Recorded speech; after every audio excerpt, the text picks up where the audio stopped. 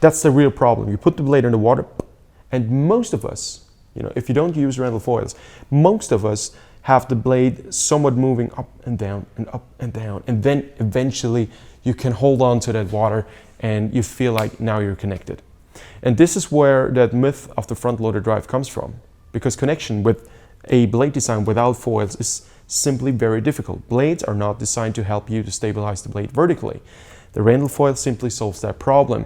It stabilizes the blade vertically, therefore no up and down travel, therefore immediate force connection, therefore no slip. Hello and welcome everybody. Today I would like to talk about Randallfoils and what's going to be new. So first up, I would like to answer a few questions I frequently get asked about the Randallfoils, concerning how to row, what's the difference, and so on. So first of all, make sure you don't row a front-loaded drive. I made a separate video about this. The Randallfoils basically lead to the point where there is no slip at the catch. And no slip at the catch is something we're not used to. No matter which blade design you use, it's incomparably different and not as well designed as something that simply has this top edge, which we call the Randallfoil. I was not aware. I was not aware of this since last year, before Ian Randall contacted me and said, hey, try this out. And to be honest, first of all, I was a bit skeptical, say, yeah, an innovation. But then I tried it out and I was awestruck. I couldn't stop laughing when I sat in this boat, and because every time you put that blade in the water, it just sits there. It just sits exactly where it should be, period. And you can't be, excuse my wording, you can't be stupid enough not to get a full force connection at the catch. It's like, boom, blade is in the water, you're there. The only problem you might encounter is if you have bad technique in terms of pivoting the upper body massively at the catch, bringing the blade extra deep and working that blade into the water, killing some fish. This is inefficient with any blade shape you can possibly use. So with the Randallfoils, you just feel a bit more vertical resistance. Now, this is in terms of rowing. How should you row with the Randallfoils attached? I think you can really make use of a soft entry at the catch, just positioning your body, having loose and relaxed shoulders, and really just hang and propel the boat over the middle drive where it's the most effective. If you row a front loader drive, it doesn't really benefit you because you will kill yourself. It's just too much resistance. There's no slip. Imagine a blade that doesn't have slip, period, no matter what you do. So of course you can take it easy at the catch, but we are not used to that, or most of us aren't. So take it easy at the catch, that's the most important part. Secondly, make sure your gearing is softer than before. Why? Most of the gearing we use is too hard. We got stiff oars. These are Empacher skinnies, and skinnies is a Concept 2 thing, but it's the same thing from Empacher. Soft, bendy oars, but even these soft, bendy oars are pretty stiff compared to everything we basically had before. So this is immediate force connection, and therefore you will feel a lot of resistance at the catch. The way I make your boat softer is most preferably by shortening the outboard. Short outboards still keep the same angles on the inboards. Therefore, the rowing feeling or the motion feeling, body motion feeling is similar, but it just feels different. Generally, I see the tendency to shorter oars because all the material we use right now is ultra stiff. I made a video about this, why stroke rates will be higher. The link is right there.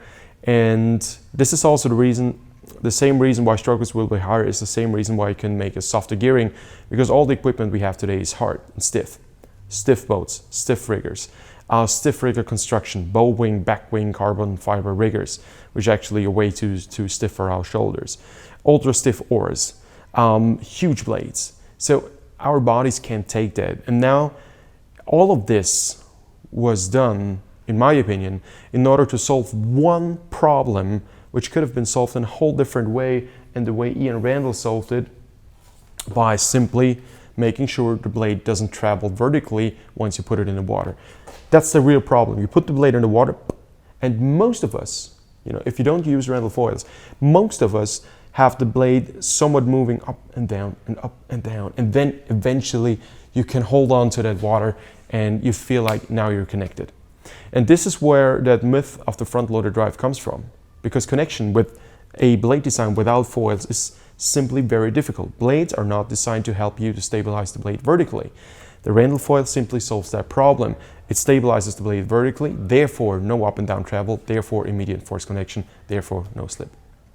That's the whole chain of events that you will feel. What should you change in terms of settings? Ian Randall has an excellent fitting and pitching page on his blog. The link is going to be in the description below. And what you should choose is change the blade pitch to 3 degrees. In some boats where riggers actually bend over the course of the stroke, this is what Tim McLaren found out.